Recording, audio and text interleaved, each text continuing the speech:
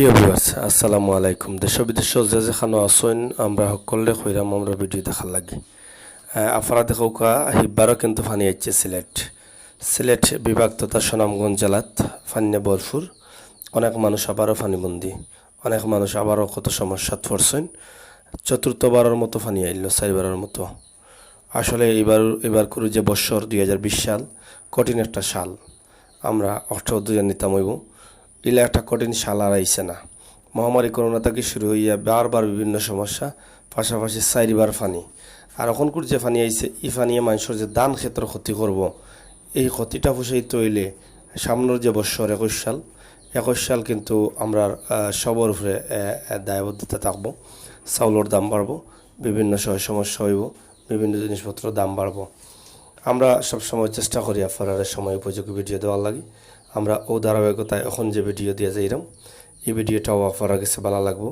আশা করি আপনারা কমেন্ট করবা, আপনারা এই ভিডিওটা দেখে শেয়ার করবা, ভালো লাগলে সাবস্ক্রাইব করবা, ভালো না লাগলে দেখতে থাকুকা, ইনশাআল্লাহ ভালো লাগবো।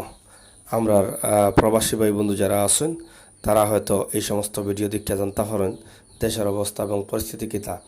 আমরা সিলেটের ম্যাগাজিন ইউটিউব চ্যানেল থাকি সবসময় চেষ্টা করি সিলেটের ইতিহাস, ঐতিহ্য, সৌন্দর্য, বিনোদন, খবরাখবর সহ সব ধরনের তথ্যভিত্তিক ভিডিওগুলো আপনার কাছে উপস্থাপন করার লাগে।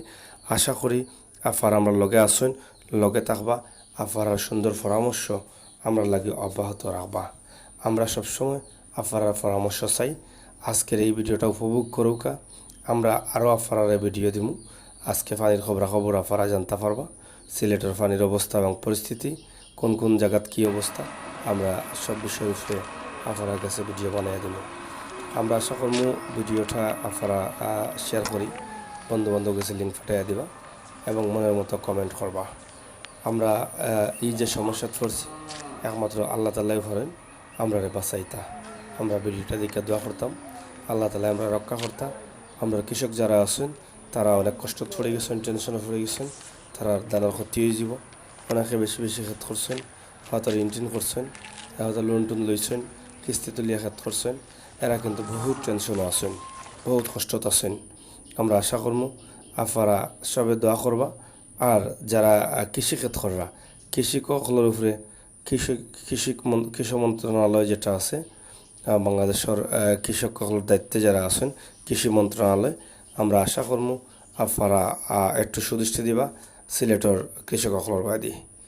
আমরা আজকের ভিডিও ওটা দেখোকা এবং পরবর্তী ভিডিওগুলো দেখার লাগি লগে থাকুকা। ধন্যবাদ।